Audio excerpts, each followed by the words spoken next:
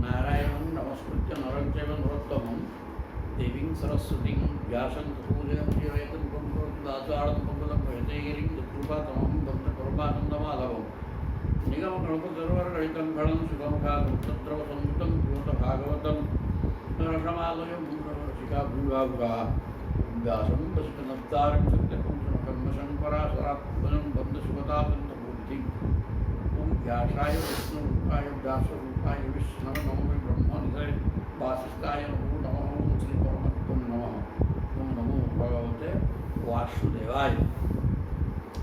ବର୍ତ୍ତମାନ ଦଶମ ସ୍କନ୍ଧ ଅଧ୍ୟାୟ 86 ଏଠାରେ ଭଗବାନ କୃଷ୍ଣ ଅନେକ ନାରଦ ସହିତ ଅନେକ ମୁନି ଋଷିଙ୍କୁ ନେଇ ମିଥିଳା ଯାଇଥିଲେ।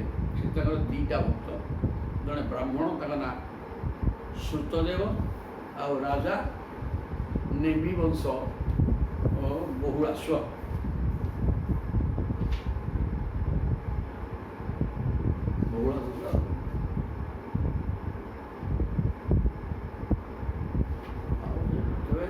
ଦୁଇ ଜଣ ଭକ୍ତ ଇଏ କହିଲେ ପ୍ରଭୁ ଆସିବାର ଶୁଣିକି ଉଭୟ ମଧ୍ୟ ପଳେଇ ଆସିଲେ।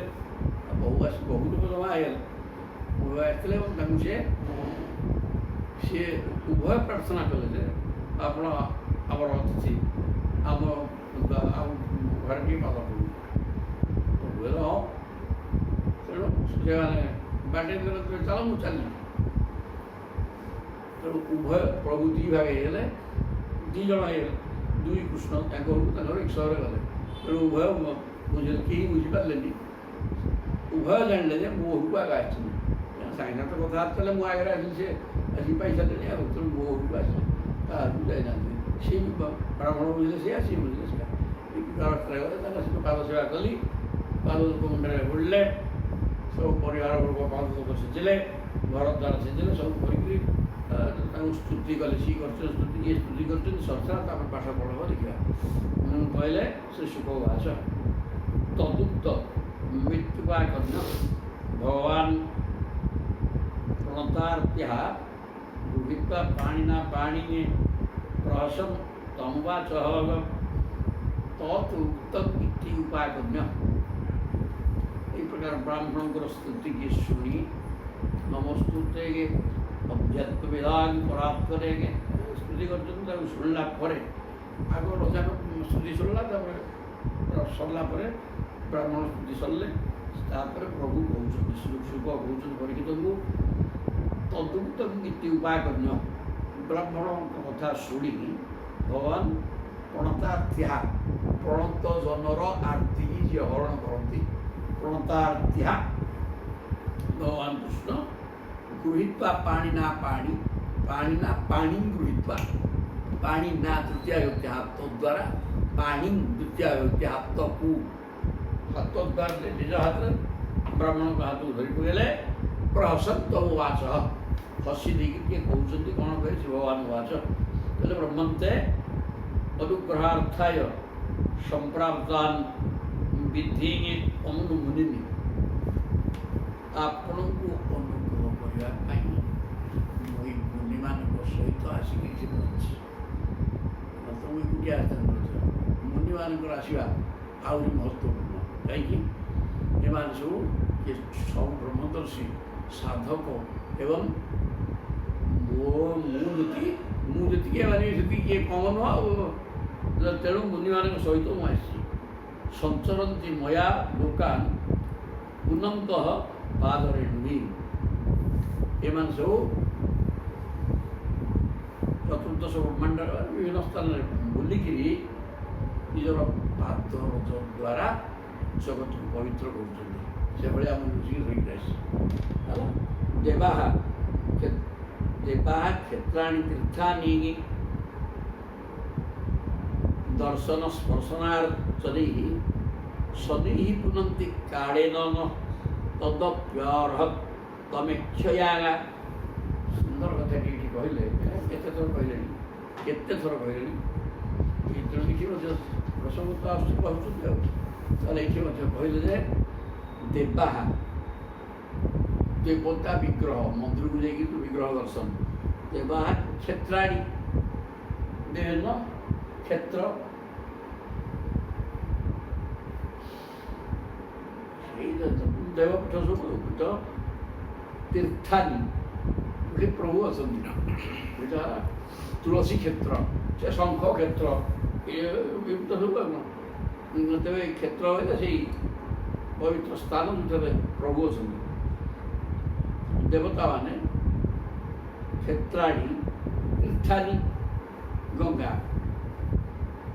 ଯମୁନା କି ସରସ୍ୱତୀ କ'ଣ ଯେ ସବୁ ତୀର୍ଥ ଗୁଡ଼ାକ ନଦୀ ନଦୀ ତ ତୀର୍ଥ ତୀର୍ଥାନୀ ଦର୍ଶନ ସ୍ପର୍ଶନାର୍ଚ୍ଚନୀ ତାଙ୍କୁ ଦର୍ଶନ କଲେ ଜଳକୁ ସ୍ପର୍ଶ କଲେ ପ୍ରଭୁ ଦର୍ଶନ ସ୍ପର୍ଶନ ଓ ଅର୍ଚ୍ଚନ ପୂଜା କରିବା ଦ୍ୱାରା ଶନି ଆସ୍ତେ ଆସ୍ତେ ସମୁଦ୍ର ଯାଉଥିବ ସମୁଦ୍ର ଦର୍ଶନ କରୁଥିବ ଏମିତିରେ ବହୁତ ଦିନ ପରେ କୌଣସି ପ୍ରକାର ପାପ କ୍ଷୟ ହେବ କାଳେନ ମହତା କାଳେନ ବହୁତ ଅନେକ ଦିନ ଅତିକ୍ରାନ୍ତ ହେଲା ପରେ ସେ ସବୁ ପବିତ୍ର ହେବ କିନ୍ତୁ ତଦପ୍ୟର୍ହତମ ଇଚ୍ଛୟା ଅର୍ହତମ ଇଚ୍ଛୟା କିନ୍ତୁ ଯେଉଁମାନେ ପୂଜ୍ୟ ବ୍ରହ୍ମଦର୍ଶୀ ମୁନି ଋଷି ତାଙ୍କୁ ତାଙ୍କର ଦର୍ଶନ ମାତ୍ରେ ପାପ କ୍ଷୟ ହେଇଯାଏ ଏ ତୀର୍ଥ ବା ବିଗ୍ରହ ଏ ବହୁତ ଦିନ ଦର୍ଶନ ମାତ୍ରେ କିଛି ହେବ ନାହିଁ ବହୁତ ଦିନ ପ୍ରକାର ଦର୍ଶନ କଲେ କିଛି ସ୍ପର୍ଶ କଲେ ଜଳକୁ ସିଏ ହେବ କିନ୍ତୁ ସାଧୁ ସନ୍ତଙ୍କର ଦର୍ଶନ କ୍ଷଣି ଦେଖିବା କ୍ଷଣି ସବୁ ପାପ ଦୂର ହେଇଯାଏ ବ୍ରାହ୍ମଣ ଜନ୍ମନା ଶ୍ରେୟାନ୍ ସର୍ବେଷାଂ ପ୍ରାଣିନାଜ୍ଞ ତପସା ବିଦ୍ୟୟା ତୁଷ୍ଟ୍ୟା କିମୁ ମତ୍ କଳୟା ଯୁତ ବୋଲେ ବ୍ରାହ୍ମଣ ଜନ୍ମନା ଶ୍ରେୟା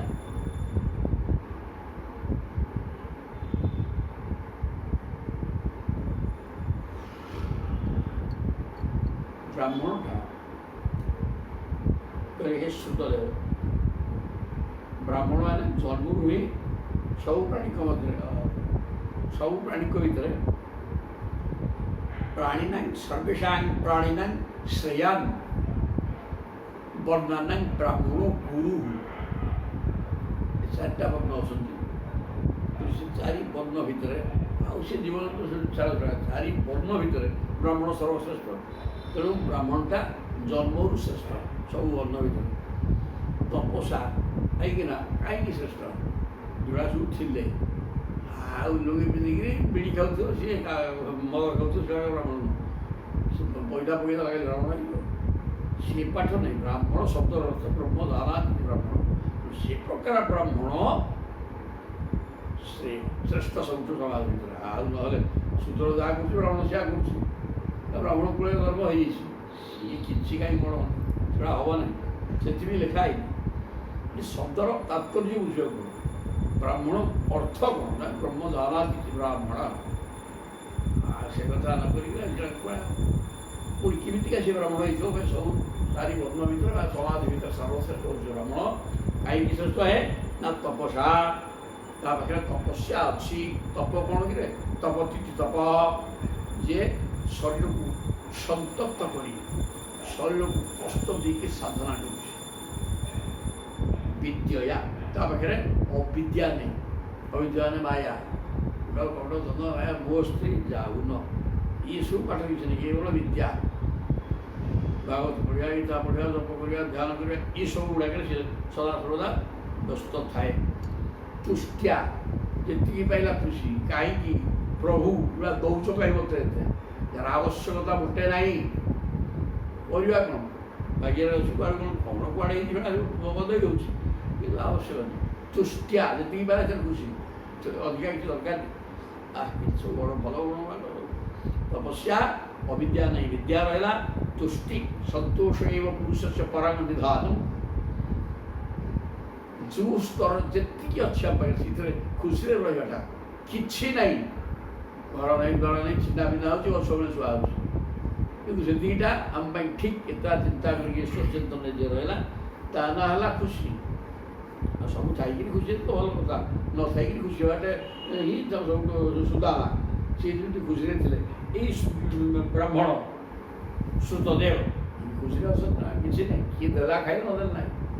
ତାହେଲେ ତା ନା ତୁଷ୍ଟି କିମୁ ମତ କଳୟାଜୁତ, ସେମାନେ এই প্রকার সব সাধনা করিকি মত কଳୟାଜୁତ, ମୋର କଳାକୁ କଂସାବତାର କଳା ଅବତାର, ମୋ କଳା ଦେଇକି ସେମାନେ ସୃଷ୍ଟି ହେଇଥାନ୍ତି, ସେମାନେ ଦେବଂଶୀ ଏବଂ ଏ ପ୍ରକାର ସାଧନା କରୁଥିବା ହେତୁରୁ ସେଇ ଯେଉଁ ବ୍ରାହ୍ମଣ ସିଏ ହିଁ ସମସ୍ତଙ୍କ ଭିତରେ ଶ୍ରେଷ୍ଠ ଏବଂ ସେମାନଙ୍କର ଦର୍ଶନ ମାତ୍ରେ ହିଁ ପାପ କ୍ଷୟ ହେଇଯାଏ। ତେଣୁ ଶ୍ରୀ ବ୍ରାହ୍ମଣ ଏ ଧରିକି ଏ କଥା ପ୍ରଭୁ ଦେଲେ କହି ନ ବ୍ରାହ୍ମଣାତ୍ ମେ ଦୈତମ୍ ରୂପମ୍ ଏତତ୍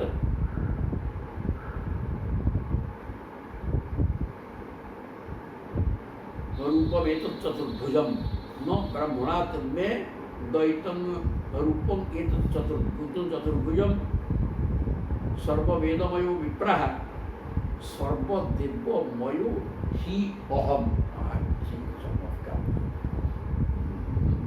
कहले न ब्राह्मणात् मे द्वैतं प्रियम, ब्राह्मण ठारू आउ बड़ी मोर प्रिय पात्र कहीं नहीं, कहीं जे सच्चा ब्राह्मण से तो मोर देवता, तेणु ब्राह्मणटा सबुठारू मोर प्रियतम, मो प्रियतमा भी से नुह मना कर दी, ब्राह्मण सबुठारू मोर प्रियतम रूपम एतत् चतुर्भुजम्, मोर चतुर्भुज रूप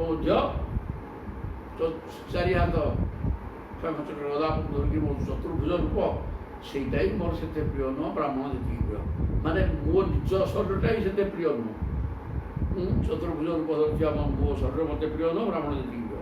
মানে সর্ববেদময় বিপ্রাহ, কাହିଁକି ନା ବ୍ରାହ୍ମଣ ମାନେ ହେଲେ ବେଦମୟ, ଜ୍ଞାନମୟ, ବିଦ ଜ୍ଞାନେ, ବେଦ ଶବ୍ଦର ଅର୍ଥ ତ ଜ୍ଞାନ, ପ୍ରଭୁଙ୍କ ଜ୍ଞାନ ଭିତରେ ଅଛି, ପ୍ରଭୁକୁ ଜାଣିବା। ତେବେ ସେ ବେଦମୟ ବା ବ୍ରହ୍ମମୟ, ବ୍ରହ୍ମ ଜ୍ଞାନ ଥିବା ଲୋକ ହେଲା ବ୍ରାହ୍ମଣ। ତେଣୁ ସେ ହେଉଛନ୍ତି ସର୍ବଠାରୁ ଶ୍ରେଷ୍ଠ, ସର୍ବବେଦ ସମୂହ, ସର୍ବଦେବମୟ ହରି, ଆଉ ମୁଁ ହେଉଛି ସର୍ବଦେବମୟ, ସବୁ ଦେବତା ମୋ ଭିତରେ ଅଛନ୍ତି। ତେଣୁ କି ସୁନ୍ଦର ଗୋଟେ ପଡ଼ିଲା ଚମତ୍କାର କଥା କାଲି ଗୋଟେ ପଡ଼ିଛି। ତୁମେ ଯେଉଁଠି ଠିଆ ହ ପୃଥିବୀରେ ଠିଆ ହେଇଛି, ମୁଁ ଛାତ ଉପରେ ଠିଆ ହେଇଛି, ପୃଥିବୀ ନୁହଁ ସେଟା, ମୁଁ ଟେବୁଲ ଉପରେ ଠିଆ ହେଇଛି, ସେଟା ପୃଥିବୀ ନୁହଁ, ନା ନାହିଁ ମ टेबुलटा कौटी अच्छे सब तो धरिकी रखी पृथ्वी समस्त धरती आधार शक्ति से धरिकी रखा, तेणु तुम टेबुल ठिया गछ बस छात चढ़ से घरटा क्या रखी पृथ्वी उपर, तेणु तुम्हें सीधा सह भी पृथ्वी उपर अछ, जहाँ तुम्हें अछ सी पृथ्वी उपर अच्छे तो तेणु तुम्हें पृथ्वी उपर अछ। सुंदर कथा कहली। तो गोटे कौन उदाहरण देले, यही गोटे उदाहरण देखिए आ गोटे कौन कह जो अछ ताहा पृथ्वी, पृथ्वी भिन्न अन्य कोटी तुम्हें ना सेमती देवता मान पूजा कर सबु देवता माने मोरी भितर ही असंति, तेणु तुम्हें सीधासख मत पूजा न कर पूजा कर किंतु सी मोरी भितर ही असंति, सेमती तुम्हें जो ठिया से पृथ्वी ठिया सेमती तुम्हें जहाँ को पूजा कल मत ही पूजा कर, कहीं सी देवता किए सी अरे थोड़ा तो अंग, जो देवता जोठी अच्छा सी मोरी उपर अच्छा मो देह, इंद्र होती मो हाथ, विष्णु भगवान विष्णु मो चरणारविंद पाद, आखि चंद्र सूर्य, आखि सूर्य चंद्रमा मनुष्यदाता प्रभुकर मन ही चंद्र, सबू देवता जहाँ को देख अग्नि जीव वरुण जल तत्व रस तत्व पाटी भर दीटा देवता सब जू देवता को पूजा कर जमी तुम्हें जो ठिया पृथ्वी ठिया तो जू देवता को पूजा कले सी मुझे तो मो भर कड़े बाहर पड़े କାହିଁ ଶୁଣା ପୂଜା କରୁଛ ମିଛରେ, ଯାହା ପୂଜା କରୁଛ ଯଦି କେଉଁ ଦେବତାକୁ ପୂଜା କଲ ତାହା ମୁଁ ବୋଲିକି ଧନ୍ୟରେ କି କଥା କହିଲେ କାଲି ସୁନ୍ଦର ଭାବରେ ଈଶ୍ୱରକୁ ଯାଇଛି, ଅତି ଚମତ୍କାର ବିଷୟ। ତାପରେ ଏଠି ବି କହିଲେ ସେ କଥା ସବୁ ସର୍ବଦେବମୟ, ସେଇ ଜିନିଷଟା କହିଲେ ଏଠି ଯେ ସର୍ବଦେବମୟ ହରି, ମୁଁ ହେଉଛି ସବୁ ଦେବତାଙ୍କର ସ୍ୱରୂପ, କାରଣ ସବୁ ଦେବତା ମୋରି ଅଙ୍ଗରେ, ବାହାରେ କିଛି ନାହାନ୍ତି। ବିଶ୍ୱରୂପ ଭିତରେ ସମସ୍ତେ ଅଛନ୍ତି ଆଉ, ତେଣୁ ପ୍ରଭୁଙ୍କ ଭିତରେ ସବୁ ଦେବତା ଅଛନ୍ତି। ଦୁଷ୍ପ୍ରଜ୍ଞା ଅବିଦିତ୍ୱୈବଂ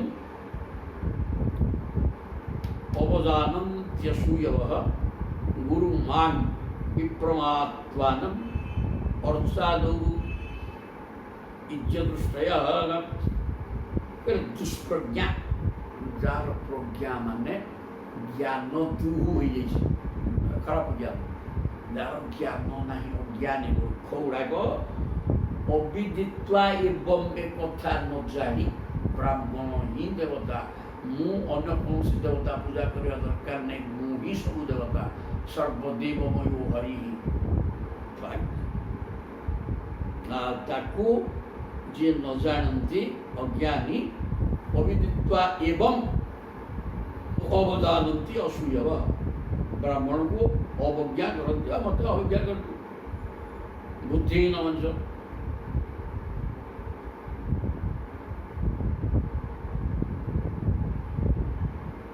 ସେମାନେ ଅବିଦ୍ୟା ବା ଅଜ୍ଞାନ ଦ୍ୱାରା ଆଚ୍ଛନ୍ନ ହେଇକିରି କ'ଣ କରନ୍ତି, ପୂଜ୍ୟ ଦୃଷ୍ଟିରେ କେବଳ ମୂର୍ତ୍ତିକି ପୂଜ୍ୟ ଦୃଷ୍ଟିରେ ଦେଖନ୍ତି ଓ ଗୁଣମାନଙ୍କରୁ ଦୋଷ ବାଛି ମୋର ସ୍ୱରୂପ ତଥା ସେମାନଙ୍କର ନିଜର ଆତ୍ମ ଜଗତଗୁରୁ ବ୍ରାହ୍ମଣମାନଙ୍କୁ ନିନ୍ଦା କରନ୍ତି। ମୋର ଆତ୍ମା ବ୍ରାହ୍ମଣ ହେଲା ସୁନ୍ଦର କଥା କହିଲେ। ଦୁଷ୍ପ୍ରଜ୍ଞା, ଯେଉଁମାନେ ଅଜ୍ଞାନୀ ମୂର୍ଖ, ଅବିଦିତ୍ୱା ଏବଂ ବ୍ରାହ୍ମଣ, ମୁଁ ହେଲି ବ୍ରାହ୍ମଣ ଦେବତା, ମୋ ଦେବତାମାନଙ୍କର ଦେବତା, କିନ୍ତୁ ମୋ ଦେବତା ବ୍ରାହ୍ମଣ। ଏବଂ ବ୍ରାହ୍ମଣକୁ ମୋର ଅତ୍ୟନ୍ତ ପ୍ରିୟ ହେଉଛନ୍ତି ବ୍ରାହ୍ମଣ। ତେଣୁକରି ଏ କଥା ଯିଏ ନ ବୁଝିକିରି ଅବଜାନନ୍ତି ଅସୂୟବ, ବ୍ରାହ୍ମଣକୁ ଈର୍ଷା କରନ୍ତି ଏବଂ ଅବଜ୍ଞା କରନ୍ତି, ମୋତେ ଖାଲି ପୂଜା କରନ୍ତି ବିଗ୍ରହ ପ୍ରେମା କଲା।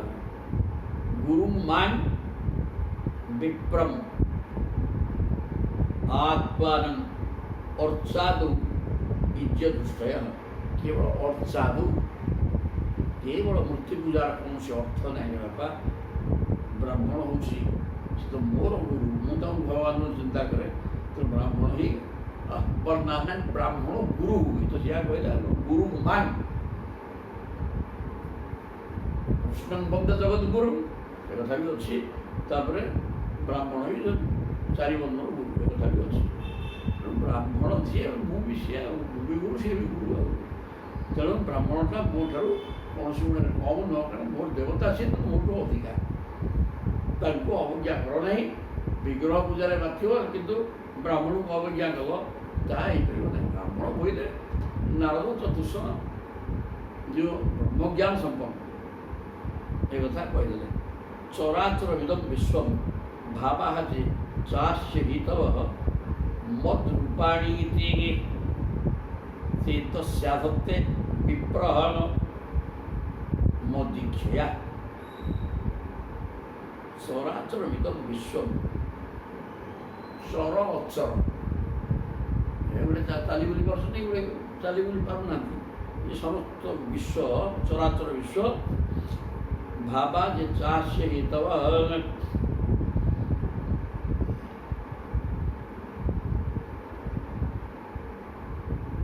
ଏ ଜଗତରେ ଯାହା କିଛି ଅଛି ସବୁ କିଛି ହେଉଛି ଆତ୍ମସ୍ୱରୂପ ଭଗବାନଙ୍କର ହିଁ ରୂପ। ଭାବା ଯେ ଚାସ୍ୟ ହିତବଃ ମଦ୍ ରୂପାଣୀ ଚେତସ୍ୟାଧତ୍ତେ ବିପ୍ରହ ମଦୀକ୍ଷୟା। ତେଣୁ ଏ ସମସ୍ତ ଚରାଚର ଜଗତ ମୁଁ ପରିବ୍ୟାପ୍ତ ହେଇକି ଅଛି, ସବୁ ଭିତରେ ମୁଁ ଅଛି, ସମସ୍ତ ମୋର ରୂପ, ସବୁ ଅବତାର, ସବୁଗୁଡ଼ା ଅବତାର ବୋଲି ସବୁ ଭିତରେ ମୁଁ ଅଛି। ଠିକ୍ ନୁହେଁ କି? ପ୍ରଭୁ ରୂପ ଭିତରେ ସମସ୍ତେ ଅଛନ୍ତି ଏବଂ ପ୍ରଭୁ ବି ସବୁ ଭିତରେ ଅଛନ୍ତି। ଏଇଟାକୁ ମୁଁ ମୋ ଭିତରେ ମୋତେ ସୃଷ୍ଟି କରେ, ମୋରି ଭିତରେ ମୁଁ ନିଜେ ମୋ ଭିତରେ ମୋତେ ମାନେ ଜଗତର ବି ମୁଁ ଜଗତକୁ ସୃଷ୍ଟି କରେ। ତେଣୁ ସେ ଯାହା ଯିଏ ଅଛନ୍ତି ଏଇଠି ସମସ୍ତେ ହିଁ ମୁଁ, ସମସ୍ତଙ୍କ ଭିତରେ ମୁଁ ଥିବାରୁ ସେ ଅଛି। ତେଣୁ ସବୁ ମୁଁ ଏକ ଆଉ ସମଗ୍ର ବିଶ୍ୱରେ ଏକମାତ୍ର ମୁଁ ଅଛି। ସବୁ ମତ ରୂପାଳି, ସବୁ ରୂପ ଚିନ୍ତ ସିଆଦତେ। ତେଣୁ ଏଇ ପ୍ରକାର ଚିନ୍ତନ କର। ବ୍ରାହ୍ମଣକୁ ପ୍ରଶଂସା କରାଯାଇନି, କାହାଳିଆ ବ୍ରାହ୍ମଣ ବୋଲି ଯେ ବ୍ରହ୍ମଜ୍ଞାନ। ତେଣୁ ତାହେଲେ ସେ ହିଁ ମୁଁ। ତସ୍ମାତ୍ ବ୍ରହ୍ମ ଋଷି ନେତା। କ'ଣ କି ବ୍ରାହ୍ମଣ ଋଷିମାନଙ୍କୁ ସବୁ ଧରିକି ସେ ପଳାଇ ଆସିଛନ୍ତି। ତେଣୁ ସେ ଶ୍ରୁତଦେବ ବ୍ରାହ୍ମଣ କହୁଛନ୍ତି ମୁଁ କାହିଁକି ଧରିକି ଆସିଛି, ମାନେ ବିଗ୍ରହ ପୂଜା କରିବ, ତୀର୍ଥଯାତ୍ରା କରିକି ସ୍ନାନ କରିବ, ବହୁତ ଦିନରେ ସିଏ କିଛି ଫଳ ଦିଏ। କିନ୍ତୁ ଏଇ ପ୍ରକାର ଯେଉଁ ବ୍ରାହ୍ମଣ ଯେ ବ୍ରହ୍ମଦର୍ଶୀ ଜ୍ଞାନ ସମ୍ପନ୍ନ, ଜ୍ଞାନାଗ୍ନି ସର୍ବକର୍ମାଣି ଭସ୍ମସାତ୍ କୁରୁତେ ଅର୍ଜୁନ, ଯିଏ ଜ୍ଞାନାଗ୍ନି ଦ୍ୱାରା ଅବିଦ୍ୟାକୁ ପୋଡ଼ିକିରି ଭସ୍ମ କରିଦେଇଛନ୍ତି, ସେଇ ପ୍ରକାର ବ୍ରାହ୍ମଣମାନେ ହେଉଛନ୍ତି ତାଙ୍କୁ ସର୍ବଶ୍ରେଷ୍ଠ। ମୋ ଦ୍ୱାରା ସେମାନେ ଆଦୃତ, ମୁଁ ବି ତାଙ୍କୁ ପୂଜା କରେ। ତେଣୁ ତାଙ୍କୁ ମୁଁ ଧରିକି ତମ ପାଖକୁ ପଳାଇ ଆସିଛି ମୁକ୍ତି ପାଇଁ। ତସ୍ମାତ୍ ବ୍ରହ୍ମ ଋଷି ନେତା ବ୍ରହ୍ମନେ ମତ୍ ଶ୍ରଦ୍ଧୟା ସୟ, ମତ୍ ଶ୍ରଦ୍ଧୟା, ମୋତେ ଯେମିତି ଶ୍ରଦ୍ଧା କରୁଛନ୍ତି ଠିକ୍ ସେମିତି ଶ୍ରଦ୍ଧା କରିକି ଏତା ବ୍ରାହ୍ମଣାନ ଋଷି, ଏଇ ବ୍ରହ୍ମ ଋଷି ମାନଙ୍କୁ ପରା ବ୍ରାହ୍ମଣ ଋଷି ଦିଟା କଥା ଆଉ ସମସ୍ତଙ୍କୁ ମୋରି ଚିନ୍ତନ, ମୁଁ ହିଁ ସେମାନେ ଚିନ୍ତନ କରିକି ମତ୍ ଶ୍ରଦ୍ଧୟା, ମୋତେ ଯେତିକି ଶ୍ରଦ୍ଧା କରୁନ କି ଠିକ୍ ସେଇ ଶ୍ରଦ୍ଧାକୁ ନେଇକି ସେମାନଙ୍କୁ ଟିକେ ସେବା କରରେ। ଏବଂ ଚେତ୍ ଅର୍ଜିତ ହୋ ଅସ୍ମି, ଯଦି ଏ ପ୍ରକାର କର ତାହେଲେ ସିଧାସଳଖ ମୋତେ ତେମେ ପୂଜା କଲରେ କିଛି ଅସୁବିଧା ନାହିଁ। ମୁଁ ସେମାନଙ୍କ ଭିତରେ ଅଛି, ସେମାନେ ମୋତେ ଜାଣିଛନ୍ତି, ତେଣୁ ମୁଁ ହିଁ ତାଙ୍କ ଭିତରେ ଅଛି, ମୁଁ ହିଁ ସିଏ। ତେଣୁ ତାଙ୍କୁ ପୂଜା କର। ନାନ୍ୟଥା ଭୂରିଭୂତି ବି,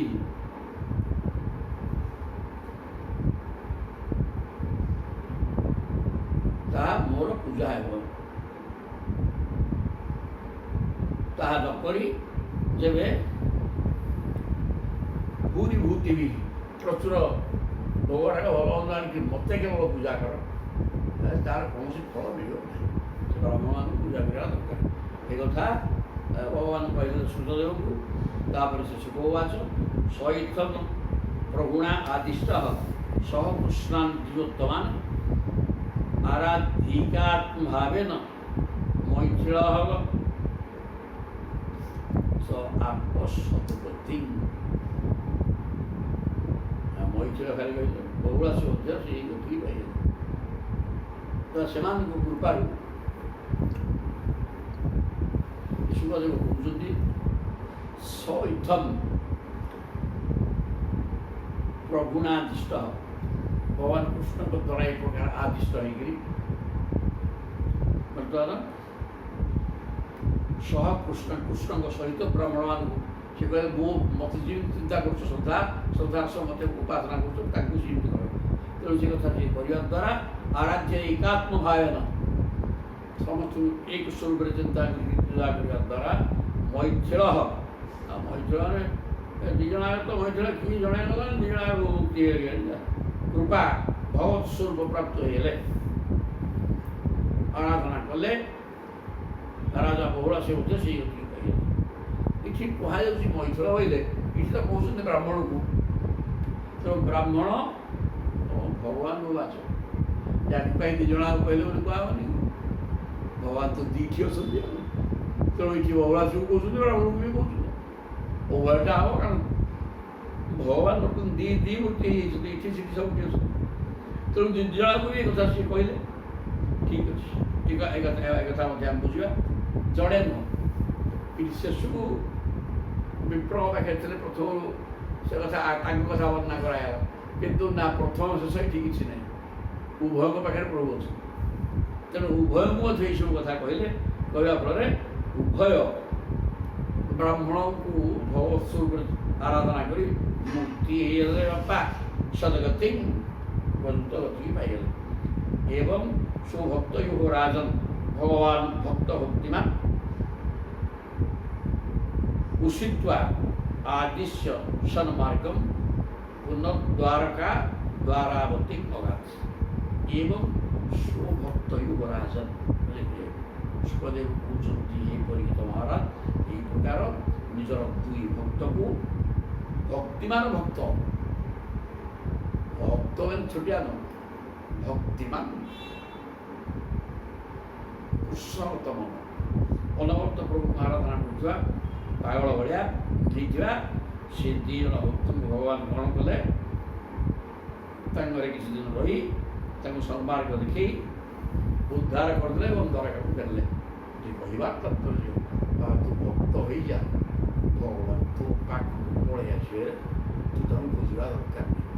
ତ ଭକ୍ତି ଦ୍ୱାରା ବାନ୍ଧି ହେଇଯାଆନ୍ତି ତିନି ଗୁଣରେ ବାନ୍ଧିକିରି କାଠ କଣ୍ଢେଇ ଯେମିତି କଣ୍ଢେଇ ନାଚ କରାଏ ସମସ୍ତ ଜଗତକୁ ତିନି ଗୁଣ ବୋଇଲେ ଦୌଡ଼ି। ତେଣୁ ତିନି ଗୁଣ ରୂପକ ଦୌଡ଼ିରେ ବାନ୍ଧିକିରି ପ୍ରଭୁ ଥେଇ କରୁଛନ୍ତି। କିନ୍ତୁ ସେଇ ପ୍ରଭୁ ଭକ୍ତର ଭକ୍ତି ଭାବ ରୂପକ ଡୋରରେ ବାନ୍ଧି ହେଇ ତା ପାଖକୁ ଟାଣି ହେଇକି ପଳେଇ ଆସିଲେ ମୁକ୍ତି କରିଛନ୍ତି। ଜୟ ଜଗନ୍ନାଥ ଏ କଥା ଏଇଠି କହିଲେ। ତେଣୁ ରେ ଭକ୍ତ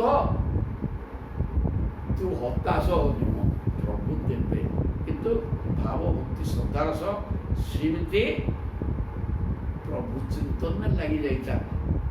କର୍ମ ଫଳ ନ ଦେଇକି ବିନାଶ ହବନି ହତାଶ ହେବ ନେଇଯିବେ ପ୍ରଭୁ ମିଳିବାକୁ ବାଧ୍ୟ। ସାଧନାଟା ଆମର ଠିକ୍ ନାହିଁ ଠିକ୍ ହେଇଗଲେ ନେଇଯିବେ ସମୟ ଆସିଲେ। ଇତି ଶ୍ରୀମଦ୍ ଭାଗବତ ମହାପୁରାଣ ପାରମହଂସ୍ୟାଂ ସଂହିତାଏ ଦଶମ ସ୍କନ୍ଧେ ଉତ୍ତରାର୍ଦ୍ଧେ ସୁଖଦେବାनुग्ରहे नाम षष्टितम अध्याय 86 ସରିଲେ ବର୍ତ୍ତମାନ 87 ଅଧ୍ୟାୟ ଆସିବେ। ଇଏ ହେଲେ ବେଦ ସ୍ତୁତି ଟିକେ ଚମତ୍କାର ପାଠ। ବେଦ ବର୍ତ୍ତମାନ ସ୍ତୁତି କରି ଭଗବାନଙ୍କୁ ପରୀକ୍ଷିତ ଉବାଚ ସୁନ୍ଦର ପ୍ରସଙ୍ଗ। ପରୀକ୍ଷିତ ବର୍ତ୍ତମାନ ପଚାରୁଛନ୍ତି ସୁଖଦେବଙ୍କୁ କହିଲେ ବ୍ରହ୍ମଣ୍ୟ ନିର୍ଦ୍ଦେଶ୍ୟ निर्गुणे गुणवृत्तयः कथं चरन्ति श्रुतयः साक्षात् सतः परेगे। गुणवृत्तयः श्रुतयः गुणवृत्तयः वेद कौन निर्गुण ब्रह्म कथा वर्णना करछन्ति कि नाई। निर्गुण ब्रह्म किए वर्णना करे तो अनुभव वेद्य। तेणु वेद मध्य गुणवृत्तयः श्रुतयः वेद माने होउछन्ति त्रिगुणात्मक जगत कथा वर्णना करछन्ति। से ता भितर प्रभु कथा वर्णना करछन्ति। से त्रिगुणात्मक कथा निराकार निर्गुण कथा वेद मध्य कहिबार कहि ना। ब्रह्मणि अनिर्देश्य निर्गुणे ब्रह्मणि अनिर्देश्य निर्गुण एवं निराकार होउछन्ति ब्रह्म वस्तु सगुण साकार भगवान नहीं से आसती किंतु प्रभुंकर प्रकृत ब्रह्म पदार्थ जी ब्रह्मणि ब्रह्म पदार्थ होती निर्गुण एवं निराकार एवं अनिर्देश्य किए वर्णना कर जार आकार नहीं। अरे आकार थे वर्णना कर तो एमती बड़ एमती हजा लुगा पिंधुनी सी घनश्याम मुरुण যদি आकार नहीं वर्णना कर आनंद आनंद तो आनंद आनंद तो अनुभव वेद्य तो वर्णना कर कौन ज्ञान ज्ञान ब्रह्म ज्ञान तक अनुभव वेद्य सत्य भगवान सत्य स्वरूप सत्य मध्य से सब अनुभव वेद्य एवं ज्योति स्वरूप चार्टा कथा ये सब अनुभव वेद्य ये सब निर्गुण निराकार कथा। तेणु ब्रह्म पदार्थ होती निर्गुण निराकार। तेणु वेद निर्गुण निराकार कथा वर्णना करने तो कहीं समर्थन वेद समर्थन। तेणु वेदरे तीन गुण कथा वर्णना कराई साक्षात सत् असत परम ବ୍ରହ୍ମ ପଦାର୍ଥ ହେଉଛନ୍ତି ସତ୍ ଏବଂ ଅସତ୍ ଉଭୟର ଉର୍ଦ୍ଧ୍ୱରେ। ଏମିତି କେମିତି କହୁଛ? ସତ୍ ସତ୍ୟ ଆନନ୍ଦ ବ୍ରହ୍ମ ସଚ୍ଚିଦାନନ୍ଦ ବୋଲି କହୁଛ, ପୁଣି ସତ ଉର୍ଦ୍ଧ୍ୱରେ କ'ଣ ନା? ସତ ମଧ୍ୟ ସତ ମାନେ ପରମାତ୍ମା ପରବ୍ରହ୍ମ। ଜୀବାତ୍ମା ବି ସତରେ, କିନ୍ତୁ ଜୀବାତ୍ମା କ୍ଷୀଣ ଶକ୍ତି ସମ୍ପନ୍ନ। ତେଣୁ ଏଠି ଯେଉଁ ସତ୍ କୁହାଗଲା ଜୀବାତ୍ମା ପାଇଁ, ଜୀବାତ୍ମା ସତ୍, ଜଗତ୍ ଅସତ୍। ତେଣୁ ଏ ଜଗତ ଏବଂ ଜୀବାତ୍ମା ଠାରୁ ଉର୍ଦ୍ଧ୍ୱରେ ହେଲେ ବ୍ରହ୍ମ ପଦାର୍ଥ। ବ୍ରହ୍ମ ପଦାର୍ଥ ଜୀବାତ୍ମା ନୁହନ୍ତି, ତାଙ୍କ ଅଂଶ, କିନ୍ତୁ ସିଏ ନୁହନ୍ତି। ତେଣୁ ସତ୍ ଅସତ୍ ଉଭୟର ଉର୍ଦ୍ଧ୍ୱରେ ସିଏ ହେଲେ ପରମାତ୍ମା, ପରମ ପୁରୁଷ, ବ୍ରହ୍ମ ପଦାର୍ଥ। ସିଏ ଗୁଣାତୀତ, ନିର୍ଗୁଣ ଏବଂ ନିରାକାର। ବେଦ ବି ତାହା ତାଙ୍କୁ ବର୍ଣ୍ଣନା କରିପାରୁନାହାନ୍ତି। ସେ ସଗୁଣ ସାକାରକୁ ବର୍ଣ୍ଣନା କରୁଛନ୍ତି। ପରୀକ୍ଷିତ ପ୍ରଶ୍ନ କରୁଛନ୍ତି, ଶୁକ ଉବାଚ, ୟା ଠିକ୍ ନା ଭୁଲ?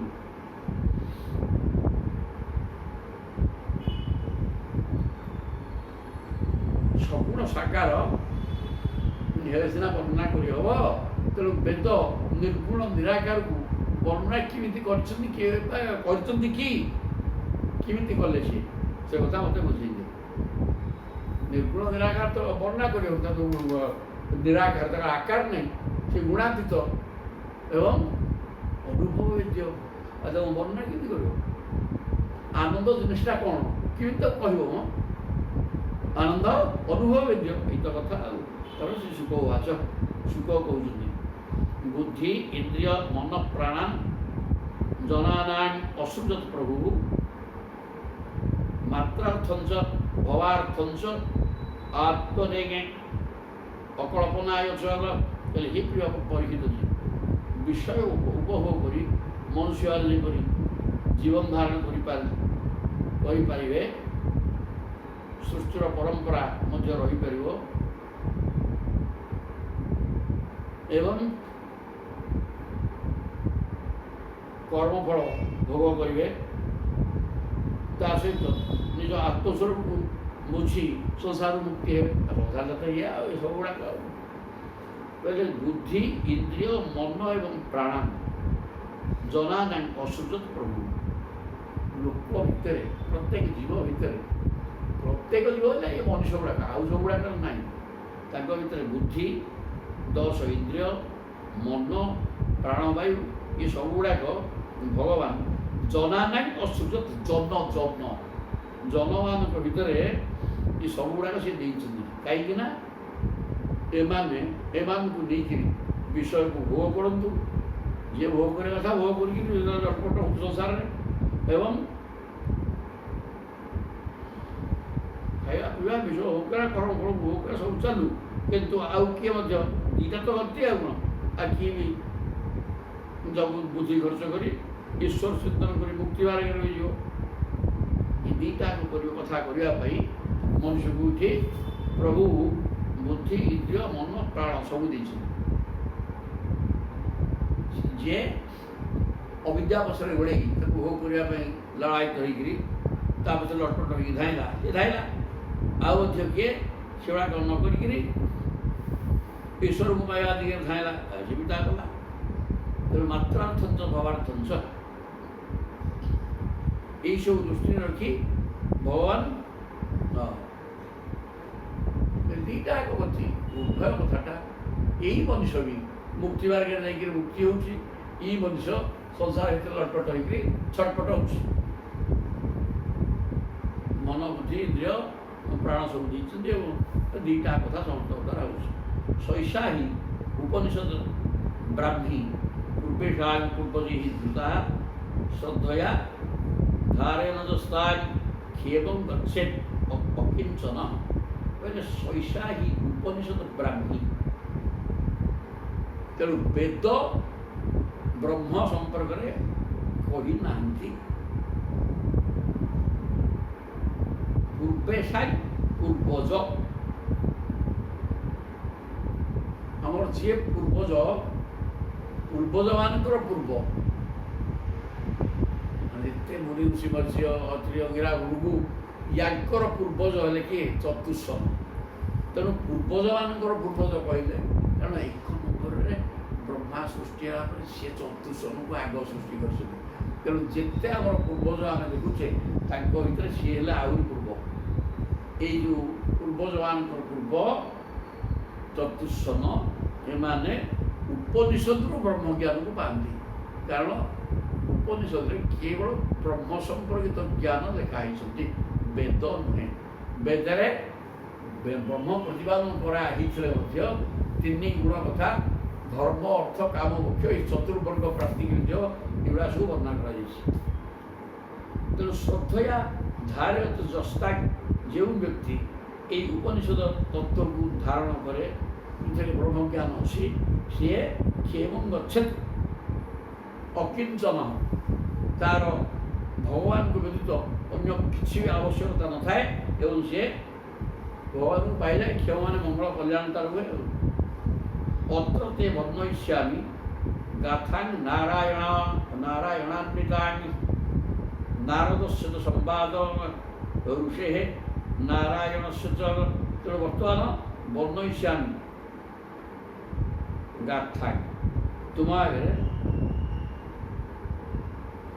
ନାରାୟଣ ସ୍ୱୟଂ ନାରାୟଣ କିଏ ନା ଧର୍ମ ଏବଂ ଧର୍ମର 2ଟା ପୁଅ ନର ନାରାୟଣ, ସେମାନେ ବଦ୍ରିକା ଆଶ୍ରମରେ ବସିକି ତପସ୍ୟା କରୁଛନ୍ତି। ତେଣୁ ନାରାୟଣ କହିଥିବା କଥା ଗାଥା ତୁମ ଆଗରେ ମୁଁ ବର୍ତ୍ତମାନ ବର୍ଣ୍ଣନା କରୁଛି।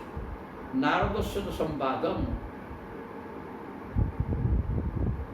ନାରଦ ଏବଂ ନାରାୟଣ ୟାଙ୍କ ଭିତରେ ଏଇ ବ୍ରହ୍ମଜ୍ଞାନ ସମ୍ପର୍କରେ ଆଲୋଚନା ହେଇଥିଲା।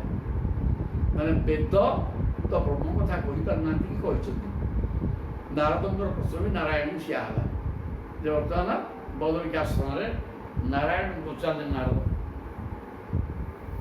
ବେଦ ବ୍ରହ୍ମ କଥା ଉପଦେଶ ଦେଇଛନ୍ତି, ସଗୁଣ ସାକାର ହୁଅନ୍ତି ବ୍ରହ୍ମ, ନିର୍ଗୁଣ ନିରାକାର, ତାକୁ କେମିତି ସିଏ କହିଲେ?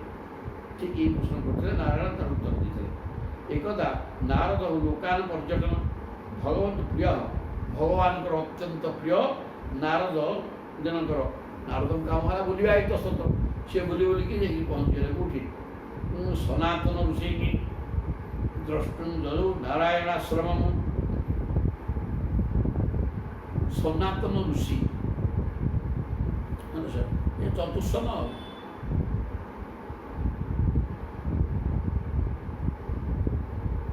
ସିଏ ସନାତନ ଋଷି ରୂପରେ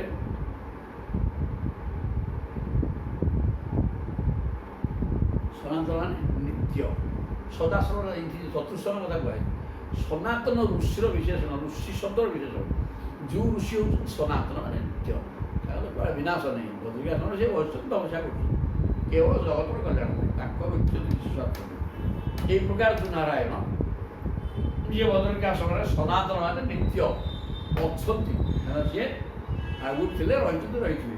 ଏହି ପ୍ରକାର ନାରାୟଣ ଋଷିଙ୍କି ନାରଦ ଯାଇକି ଦେଖିଲେ। ଦ୍ରଷ୍ଟୁଂ ଯଜୌ, ଦେଖିବା ପାଇଁ ବଦ୍ରିକା ସମୟରେ ପହଞ୍ଚିଲେ। ଯେଉଁ ବହି ଭାରତବର୍ଷସ୍ମିନ୍ କ୍ଷୀମାୟ ସ୍ୱସ୍ତୟେ ତୃଣାଙ୍ଗି, ଅସ୍ମିନ୍ ଭାରତବର୍ଷେ, ସେଇ ନାରାୟଣ ଋଷି ଏ ଭାରତବର୍ଷରେ ବଦ୍ରିକା ଆଶ୍ରମ ଭିତରେ ଜଗତର କ୍ଷେମ ମାନେ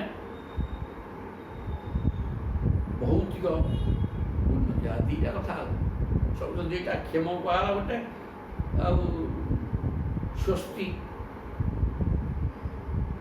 ବୋଇଲେ ଲୋକମାନେ, ଯେଉଁ ଲୋକ ସଂସାରକୁ ନେଇକି ଚଳିବାକୁ ଚାହୁଁଛି ତାର ସଂସାରର ଗତି ଠିକ୍ରେ ହଉ, ମଙ୍ଗଳ ହଉ, ଇଆଡ଼େ ଯିଏ ଭାରତ ଦୁଇଟା ଆଉ ଭଗବାନ କାଳକୁ ଯିବାକୁ ଚାହୁଁଛି ତାର ବି କଲ୍ୟାଣ ହଉ, ମୁଖ୍ୟ ପ୍ରାପ୍ତି ହେଇଯିବ।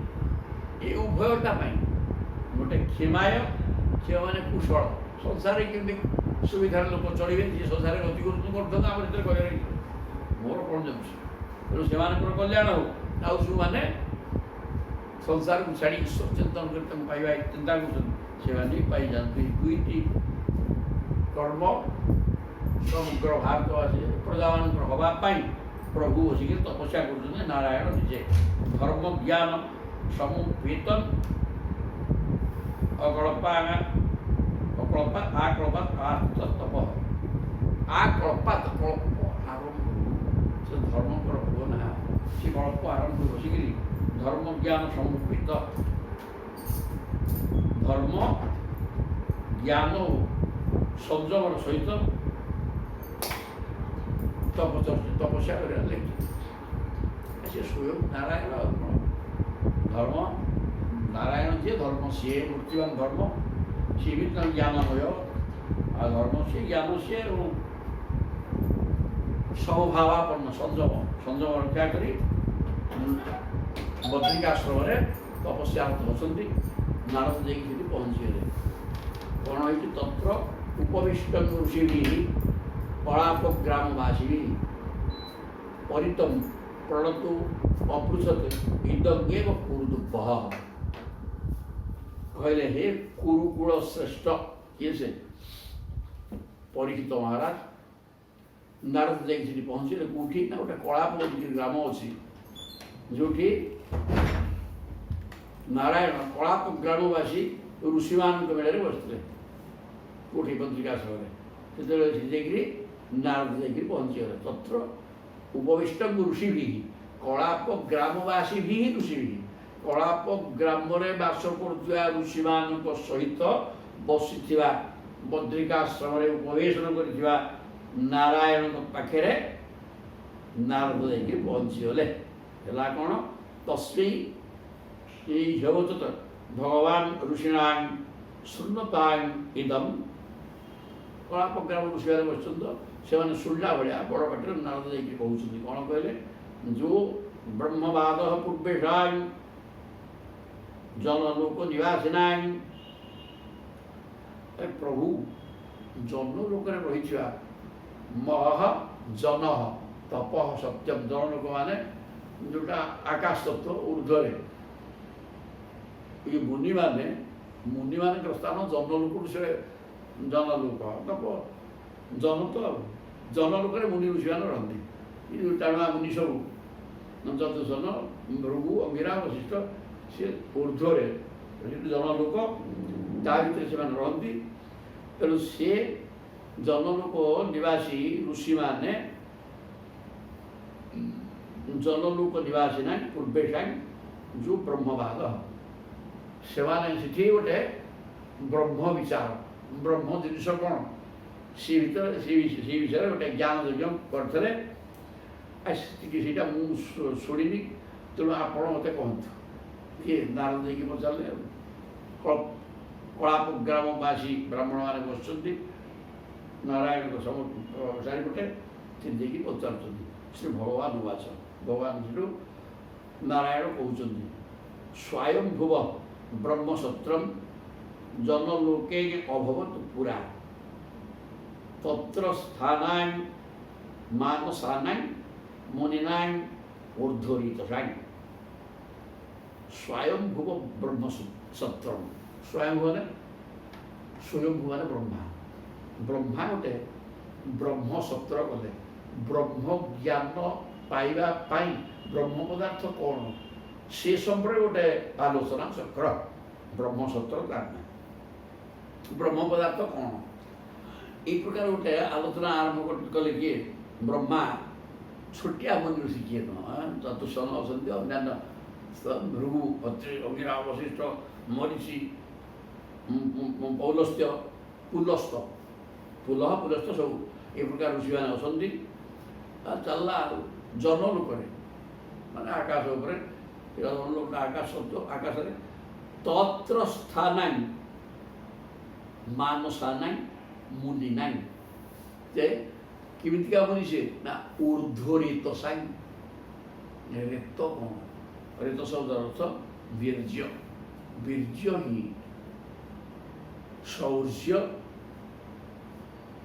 ମାନେ ବୀରତ୍ୱ ଏବଂ ବଳ ସବୁକୁ ଦିଏ ଏବଂ ମଣିଷକୁ ନିରୋଗ କରିକି ସୁସ୍ଥରେ ରଖେ ମାନସିକ ସ୍ଥିତି ବି ଠିକ୍ ରହିବ। ସେଗୁଡ଼ାକ ମଣିଷ ବର୍ତ୍ତମାନ କେବଳ ଊର୍ଧ୍ୱରେତ ଶବ୍ଦର ଅର୍ଥ ଯେ ବ୍ରହ୍ମଚର୍ଯ୍ୟ ପାଳନ କରି ରେତକୁ ଊର୍ଧ୍ୱକୁ ମାନେ ସଂଯୋଗ କରି ରଖିଛି ଆଉ ନିମ୍ନଗାମୀ କରୁନି। ସେ ହେଲା ଉର୍ଦ୍ଧ୍ୱରେତା, ମାନେ ବ୍ରହ୍ମଚର୍ଯ୍ୟ ଆଶ୍ରୟ ରହିଛି। এই প্রকার যে মুনি ঋষিମାନେ ସେମାନଙ୍କର ବୀର୍ଯ୍ୟ ସ୍ଖଳନ ହେବାର ପ୍ରଶ୍ନ ନାହିଁ। ସେଇ ପ୍ରକାର ମୁନି ହିଁ ବ୍ରହ୍ମଜ୍ଞାନୀ ହେବେ, ସେଇମାନେ ହିଁ ବ୍ରହ୍ମକୁ ଚିହ୍ନିବେ। ଆଉ ଇଏ ହରିଗଲିଆ ମଣିଷ କାହିଁକି ହବ? ଯାହା ପାଖରେ ବ୍ରହ୍ମ ବା ତେଜ ରିତ ସ୍ଖଳନ ହେଉଛି, କିଛି ତାର ଜ୍ଞାନ ଫ୍ୟାନ ହେବାର ପ୍ରଶ୍ନ ନାହିଁ। ତାର ଶରୀର ରୋଗ ରହିବ, ମନ କ୍ଷୟ ହେବନି, ଈଶ୍ୱରାଭିମୁଖୀ ହେଇପାରିବନି, ସାଧନା କରିପାରିବ ନାହିଁ, କିଛି ହେବନି। ତେଣୁ ଗୋଟେ ଗୋଟେ ଶବ୍ଦ ଛୋଟିଆ କଥା ନୁହଁ, ୟାକୁ ଠିକ୍ ଭାବରେ ବୁଝିଲେ ଯାଇକରି କିଛି କରିବ ଏବଂ ହବରେ ବାପା। ଆଉ ଗୋଟେ କଥା ମଧ୍ୟ ଆମେ ଲକ୍ଷ୍ୟ କରିକି ଜାଣିପାରିବା ଯେ ଯେଉଁ ବ୍ୟକ୍ତିର ବୟସ ଅଧିକା ହେଇଗଲା ପରେ ସ୍ତ୍ରୀ ଆଗ ଚାଲିଯାଏ, ସେ ଦୀର୍ଘାୟୁ ହେଇକି ରହେ, କୌଣସି ଭୁଲ ନାହିଁ। ଜଗତାକୁ ଏମିତି ଯେତେ ଦେଖିଲେ ସିଏ ହେବ। ବାକି ଯିଏ ବ୍ରହ୍ମଚର୍ଯ୍ୟ ରକ୍ଷା କରିକି ରହିପାରିବ ସେ ବି ଦୀର୍ଘାୟୁ ସରିଲା। ଶ୍ଵେତ ଦୀପମ୍ ତାହେଲେ ଏଇ ପ୍ରକାର ହେଇକରି ମୁନି ଋଷିମାନଙ୍କ ସହିତ ବ୍ରହ୍ମା ନିଜେ ବ୍ରହ୍ମ କ'ଣ এই সম্পর্কে ଗୋଟେ ଆଲୋଚନା ଚକ୍ର ଆରମ୍ଭ କରିଥିଲେ ଜନଲୋକରେ। କିଏ? ଭଗବାନ ନାରାୟଣ କହୁଛନ୍ତି ନାରଦଙ୍କୁ। ତାହେଲେ ନାରଦ ପ୍ରଶ୍ନ କରିବେ, ଆଉ ମୁଁ କୁଆଡ଼େ ଯାଇଥିଲି? ସେ ଜାଗାରେ ତ ମୁଁ ରହିବା କଥା ନା। ଶୁଣ, ତମେ କୁଆଡ଼େ ଯାଇଥିଲ? ଶ୍ଵେତ ଦୀପମ୍ ଗତବତୀ ତ୍ୱୟି ଦ୍ରଷ୍ଟୁଂ ତଦୀଶ୍ୱରମ୍ ବ୍ରହ୍ମବାଦଃ। ସେତେବେଳେ ତୁମେ ଶ୍ଵେତଦ୍ୱୀପର ଅଧିପତି କିଏ? ସେ ଶ୍ଵେତଦ୍ୱୀପରେ ଅନିରୁଦ୍ଧ। ଅନିରୁଦ୍ଧ ହେଉଛନ୍ତି କୃଷ୍ଣଙ୍କର ପୁଅ। ପ୍ରଦ୍ୟୁମ୍ନ କୃଷ୍ଣଙ୍କ ତ ଅନିରୁଦ୍ଧ। ଆଉ ତାର ଅନିରୁଦ୍ଧ କ'ଣ କି? ପ୍ରଦ୍ୟୁମ୍ନ ହେଲେ ବୁଦ୍ଧି, ଅନିରୁଦ୍ଧ ମନ, ମନର ଦେବତା ଅନିରୁଦ୍ଧ। ତେଣୁ ତମ ମନ କ'ଣ ହେଲା, ତେଣୁ ଶ୍ଵେତ ଦ୍ୱୀପକୁ ପଳେଇଲ ମନକୁ ବୁଝେଇବା ପାଇଁ। ମନକୁ ଦେଖିଲେ କିଏ? ଅନିରୁଦ୍ଧକୁ ଦେଖିବା ବି ପଳେଇଲ। ଏଠି ବ୍ରହ୍ମଜ୍ଞାନ ଚାଲିଲା, ତେଣୁ ମନ ଚଗଲା ରହିଲା, ମନ ପାଖକୁ ପଳେଇଲା। ତେଣୁ ସେ ବ୍ରହ୍ମଜ୍ଞାନ ସରିଗଲା। ତେଣୁ ବ୍ରହ୍ମବାଦ ସୁସଂବୃତ୍ତ ଶ୍ରୁତୟୋ ଯତ୍ର ସେରତେ। ଏବଂ ସେଇ ଜାଗାରେ ବ୍ରହ୍ମ ସମ୍ପର୍କିତ ଆଲୋଚନା ଚାଲିଲା କେଉଁଠି? ଇଆଡ଼େ ଏଇ ଯେଉଁ ଜନଲୋକରେ। ତୁମେ ସେତେବେଳେ ନଥିଲ, ପଳେଇଥିଲ କୁଆଡ଼େ? ଶ୍ଵେତ ଦ୍ୱୀପକୁ, ଯେଉଁଠି ଅନିରୁଦ୍ଧ ଅଛନ୍ତି। ମନ ପାଖକୁ ପଳେଇଲ। ଆଉ ମନଟା ଯଦି ଚଗଲା ହେଇକି କୁଆଡ଼େ ପଳେଇଲା ସରିଲା। ଆଉ ସେତେବେଳେ ରହିବ ବ୍ରହ୍ମସୂତ୍ରରେ, ବ୍ରହ୍ମ ସମ୍ବନ୍ଧରେ ଖୁବ୍ ସୁନ୍ଦର ଚର୍ଚ୍ଚା ହେଇଥିଲା।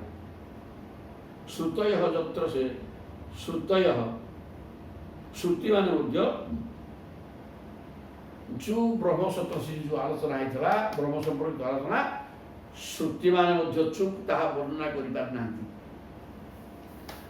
ତାମାନେ ସେ ଜାଗାରେ ଯେଉଁ ବ୍ରହ୍ମ ସମ୍ପର୍କରେ ଆଲୋଚନା ଚକ୍ର ହେଲା, ତାହା ବେଦ କହିପାରିନାହାନ୍ତି। ବେଦରେ ବର୍ଣ୍ଣନା ନାହିଁ। ଚମତ୍କାର କଥା। এই প্রকার তত্র হায়ায়ন অহুত প্রশ্ন তোমান জন অনুপৃচ্ছসি। ତେଣୁ ତୁମେ ମୋତେ ଯେଉଁ ପ୍ରଶ୍ନ କଲ ଯେ ବ୍ରହ୍ମ ପଦାର୍ଥ ହେଉଛନ୍ତି ନିର୍ଗୁଣ ଏବଂ ନିରାକାର, ବେଦ ସଗୁଣ ସାକାର ବର୍ଣ୍ଣନା କରିଛନ୍ତି। ନିର୍ଗୁଣ ନିରାକାର ସମ୍ପର୍କରେ ବେଦ ଚୁପ୍। ମୁଁ ତ ସେଇଆ କହୁଛି। ବେଦ ଚୁପ୍ ବୋଲି ତ ମୁଁ ଏଇ ବର୍ତ୍ତାଲିଲେ କହିଲି ଯେ ବେଦ ସେ ବାଦରେ କିଛି କହିନାହାନ୍ତି। ସେ ପ୍ରକାର ଗୋଟେ ସତ୍ର ଜନଲୋକରେ ହେଇଥିଲା। ବ୍ରହ୍ମା ନିଜେ କହିଥିଲେ ସର୍ବଶ୍ରେଷ୍ଠ ମୁନିମାନଙ୍କ ଗଣରେ ବସିକି। ତେଣୁ ସେଠି ତୁମେ ଯେଉଁ ଯାହା ପ୍ରଶ୍ନ କରିଥିଲ, ସେଠି ବି ସେଇ ପ୍ରଶ୍ନ ହେଇଥିଲା। ସବୁ ମୁନିମାନେ ବସିକି ସେଇ ପ୍ରକାର ପ୍ରଶ୍ନ କଲେ। କାହାକୁ? ଚତୁଃସନକୁ। ବ୍ରହ୍ମା ଆସନ୍ତି, ଅନେକ ଋଷିମାନେ ଅଛନ୍ତି। ଚତୁଃସନକୁ ପ୍ରଶ୍ନ କଲେ ଯେ ବେଦ ନିର୍ଗୁଣ ନିରାକାର ବ୍ରହ୍ମକୁ ତ ପ୍ରତିପାଦନ କରିପାରିନାହାନ୍ତି, ସେ ସଗୁଣ ସାକାର କଥା କହିଛନ୍ତି ଏବଂ ଧର୍ମ ଅର୍ଥ କାମ ମୋକ୍ଷ ଏହି ସମ୍ପର୍କରେ କହିଛନ୍ତି। ମୁକ୍ତି କଥା କେମିତି ହେବ? ବ୍ରହ୍ମ ସମ୍ପର୍କରେ କହିନାହାନ୍ତି, ତା ଆମେ କହିବାନି, କିନ୍ତୁ ସେତେ ଦୂର ଉଚ୍ଚ କୋଟିର ଆଲୋଚନା ନାହିଁ। ତେଣୁ ବ୍ରହ୍ମ ବେଦ କହିଛନ୍ତି କି ଯଦି ପ୍ରଶ୍ନ କରାଯାଏ ତ କହିବାର ପ୍ରଶ୍ନ କିଛି ନାହିଁ, ନିର୍ଗୁଣ ନିରାକାରକୁ କିଏ ବର୍ଣ୍ଣନା କରିବ? ତୁମେ ଯାହା ଏଠି ସନ୍ଦେହ କରିକି ପଚାରୁଛ ଠିକ୍ ସେଠି ସେଇ କଥା ହେଇଥିଲା ଏବଂ ସେଠି ସିଦ୍ଧାନ୍ତ ହୋଇଥିଲା ବି ତାହା ନାହିଁ, ବେଦ ସେ ପ୍ରକାର କହିନାହାନ୍ତି, ସେ ପାଠ ଏମିତିକା। ତେଣୁ ତୁଲ୍ୟ ଶ୍ରୁତ ତପଶୀଳା ତୁଲ୍ୟ ସ୍ୱୟାରି ମଧ୍ୟମା ତୁଲ୍ୟ ସ୍ୱୟାରି ମଧ୍ୟମା ଅପି ବକ୍ତୁ ପ୍ରବଚନम ଏକମ୍ ଶୁଶ୍ରୂଷବେ ଅପରେ। আর সেটি কিଏ କହିଲା ସେ କଥା, କିଏ ଜାଣିଛି, କିଏ କହିବ? ଚତୁର୍ଶ ନାହିଁ, ସବୁ ଜାଣିଛନ୍ତି। ସେମାନେ ପୂର୍ବ କହିଛନ୍ତି ଗୋଟେ, ସେମାନେ ବେଦ ପଢ଼ନ୍ତିନି, ଉପନିଷଦ ପାଠ କରନ୍ତି ଯେଉଁଥିରେ ବ୍ରହ୍ମ ସମ୍ପର୍କରେ ସିଦ୍ଧାନ୍ତ ଲେଖା ହେଇଛି। ବେଦରେ ସେ କଥା ନାହିଁ। ବେଦ ବ୍ରହ୍ମ ପ୍ରତିପାଦନ କରିପାରି ନାହାନ୍ତି, ନେତି ନେତି କହିକି ଶେଷ କରିଦେଇଛନ୍ତି। ତେଣୁ ଏ ଯେଉଁ ଚତୁର୍ସନ ଏମାନେ ତୁଲ୍ୟ ଶ୍ରୁତ ତପ, ଶ୍ରୁତ ମାନେ ବେଦ ଜ୍ଞାନ ବା ବ୍ରହ୍ମ ଜ୍ଞାନ ତୁଲ୍ୟ, ସମସ୍ତେ ସମାନ, ଚାରିଜଣା କି କାହାକୁ କହୁନୁ, ସମସ୍ତେ ବେଦବିତ ତପସ୍ୟାରତ। ଶୀଳ ମାନେ ଚରିତ୍ରବାନ, ଶିଳା ତୁଲ୍ୟ ଶିଳାରି ମଧ୍ୟମା। ତେଣୁ ସେମାନେ ସମସ୍ତେ ଏ ବାବଦରେ ସବୁ ଏକା ଆଉ ଚାରିଜଣାକ ସମାନ। ତେଣୁ କିଏ କହିବ କିଏ ଶୁଣିବ? ଜଣେ କିଏ କହିଲେ ଅନ୍ୟ 3 ଜଣ ଶୁଣୁଥିଲେ, ଆଉ ସମସ୍ତେ ସମାନ କିନ୍ତୁ ଜ୍ଞାନ। କିନ୍ତୁ କିଏ ଜଣେ ତ କହିବା, ଗୋଟେ 4 ଜଣ ହୋ ହୋଇକି କହିବି। ତେଣୁ ସିଏ କହିଲେ ଯେ ଅପି ବକ୍ତୁ ପ୍ରବଚନ ଏକମ୍, ତେଣୁ ସେ ଭିତରୁ ଜଣେ କିଏ କହିଲା ଶୁଶ୍ରୂଷବେ ଅପରେ, ଅନ୍ୟମାନେ ଶୁଣିଲେ। ଆଉ ଜଣ ଜଣକି କହିଲେ, କେତେ ମାନେ ଜଣେ କହିଲା ତୁମେ କହିଲ ମୁଁ କିଏ କହିବି, ସେଇ 4 ଜଣ ହିଁ କହିଲେ, ଜଣଙ୍କ ପରେ ଜଣେ କହିଲା ବେଳେ ଅନ୍ୟମାନେ ଚୁପ୍ ରହିଲେ। ସୁନ୍ଦର କଥା। ତାପରେ ସନନ୍ଦନ ଉବାଚ। ତେଣୁ ସେଇ ଯେଉଁ ଜନଲୋକରେ ହେଇଥିଲା ବେଦ ସମ୍ପର୍କିତ ଆଲୋଚନା, ବ୍ରହ୍ମ ସମ୍ପର୍କିତ ଆଲୋଚନାଟା ସେଠି ସନନ୍ଦନ କହିଲେ। ଏ ଚତୁର୍ସନ ଭିତରୁ ସିଏ ଜଣେ, ସେ ବର୍ତ୍ତମାନ କହୁଛନ୍ତି ସ୍ୱସୃଷ୍ଟ ମିଦ ମାପୀୟ ଶୟାନଂ ସହଶକ୍ତି ତଦନ୍ତେ ବୋଧୟାଂ ଚକ୍ରୁଃ ତଲ୍ଲିଙ୍ଗୈଃ ଶ୍ରୁତୟଃ ପରମ୍। ସ୍ୱସୃଷ୍ଟ ବିଦ୍ୱାନ୍ ଆପ୍ୟ, କିଛି ଏଠି ନଥିଲା। ଏଇ କୋଉ ବ୍ରହ୍ମ କହିଲେ ବହୁଶ୍ୟାଂ, ସାଙ୍ଗେ ସାଙ୍ଗେ 2 ହେଇଗଲେ ପରମାତ୍ମା ଏବଂ ମାୟା। ମାୟା ତାଙ୍କ ନିଜ ଭିତରେ, ମାୟା ତାଙ୍କରି ଶକ୍ତି, ତାଙ୍କ ଶକ୍ତି ସିଏ, ଆଉ ଶକ୍ତିଟା କ'ଣ ଜାଗାରେ ବୁଝୁଛି? ଆଉ ମୋ ଶକ୍ତି ମୋ ପାଖରେ ଅଛି, ଆଉ ଜାଗାରେ କୋଉଠି ଅଛି? ତେଣୁ ତାଙ୍କ ଶକ୍ତି ଯେହେତୁ ମାୟା, ତାଙ୍କରି ଭିତରେ ହିଁ ସୃଷ୍ଟି କଲେ। କି ପାଠ! ପ୍ରଭୁ ତାଙ୍କରି ଭିତରେ ତାଙ୍କୁ ସିଏ ସୃଷ୍ଟି କଲେ ବୋଲି କହିଲେ, ସେଇଟା ପାଠଟା ଠିକ୍ ସେ। ଆଉ ମାୟାର ତାଙ୍କ ଶକ୍ତିଟା ତାଙ୍କ ଭିତରେ ଅଛି, ଦାଣ୍ଡରେ ନୁହଁ। ତେଣୁ ତାଙ୍କ ଶକ୍ତି ମାୟା ଦ୍ୱାରା ସିଏ ଭିତରେ ସୃଷ୍ଟି କଲେ। ଏତେ ବଡ଼ ବିରାଟ ଜଗତ ମାୟା ସୃଷ୍ଟି କରିଦେଲା ପ୍ରଭୁଙ୍କ ଭିତରେ। ଏବଂ କ'ଣ କଲେ? ସୃଷ୍ଟ କିଦମ୍। ତାପରେ କିଛି ଦିନ ଯିବା ପରେ ପ୍ରଭୁ ତ ଖେଳିବା ବି କରିଛନ୍ତି ନା, ମତେ ମୁଁ ଚିହ୍ନି ପାରୁନି, ଏଇଟା କେବଳ ଦେଖିବାକୁ। ଜୀବାତ୍ମାଟା ମୋରି ଅଂଶ, ମୁଁ ତାକୁ ଛାଡ଼ିଛି ଉଦ୍ଧାର ହେବାର ବ୍ୟବସ୍ଥା କରେ ବୋଲି, ହେଇପାରୁନି। ସେଇଟାକୁ ଦେଖି ପ୍ରଭୁ ଖୁସି ହୁଅନ୍ତି, ସେ ଆନନ୍ଦ ଭିତରେ ମଜି ଯାଆନ୍ତି। ଧନ୍ୟ। ଆରେ ମାୟାର ଖେଳ ଦେଖିବାକୁ ପ୍ରଭୁ ମଜା ଲାଗେ। ଆଉ ମାୟା କ'ଣ କରିଦେଉନି, ଆଉ ମୁଁ ବି ମୋତେ ଚିହ୍ନି ପାରୁନି, ମୋରି ସତ୍ତା ଜୀବାତ୍ମାଟା କିଛି ବୁଝିପାରୁନି। ମାୟା ଭିତରେ କିଛି ପଶି, କି ମାୟା କେରେ? ମାୟାର ପ୍ରଭାବ ପ୍ରଭୁ ନିଜେ ଦେଖୁଛନ୍ତି। ଏଇଟା ହେଲା ଖେଳ। ତେଣୁ ନିଜ ଭିତରେ ମାୟା ଦ୍ୱାରା ଗୁଡ଼ାଏ ସୃଷ୍ଟି କରିଦେଇଛନ୍ତି ଏବଂ ତାପରେ ତାଙ୍କ ମନ ହେଲା ଥାଉ, ଆଉ ମାୟା ତାଙ୍କରି ଶକ୍ତି, ଏ ଯେଉଁ ତାଙ୍କ ଆପ୍ୟ, ସେ ସବୁ ଯାହା ସୃଷ୍ଟି ହେଇଥିଲା ପୁଣି ତାକୁ ନିଜ ଭିତରେ ନେଇକି ଥୋଇଦେଲେ। ସେଇ ନିଜ ଭିତରେ ସିଏ ଥିଲେ, ତାକୁ ଲୋକ ଶେଷ କରିଦେଲେ। ଆଉ ନିଜ ଭିତରେ ପୁଣି ପ୍ରବେଶ କରିଦେଲେ। ଶୟାନଂ ସହଶକ୍ତି, ତାପରେ ନିଜର ମାୟା ଶକ୍ତି ସହିତ ଶୋଇପଡ଼ିଲେ କୋଉଠି? ଅନନ୍ତ ଶୟନ। ତଦନ୍ତେ ବୋଧୟାଂ ଚକ୍ରୁଃ, ଶୋଇକିରି ଶୋଇଲା ପରେ ନିଦ ଭାଜିବ ନା ନାହିଁ? ନିଦ ଭାଜିବ। ତେଣୁ ଚକ୍ରୁଃ ତଲ୍ଲିଙ୍ଗୈଃ ଶ୍ରୁତୟଃ ପରମ୍ पुनर्बार सृष्टिकर्म समय जो आसीगला जमी जगन्नाथ पाखे निद भांगा स्तुति पाठ हुए गीत गोविंद बोला हो नाच कीर्तन जान फल बाजी गोटे ग्रुप जाती अनेक भक्त भी था गहली जोर हुए सब गीत गोविंद बोला हो अनेक स्तोत्र स्तुति सब गुड़े बोला हो तापर प्रभु पहड़ भाग तेणु ये जो प्रभु निदर उठे और सृष्टि करेंगे से प्रकार चलला सृष्टि निर्माण सृष्टि समय आसवा पर प्रातः काल होगा तेणु सेठारे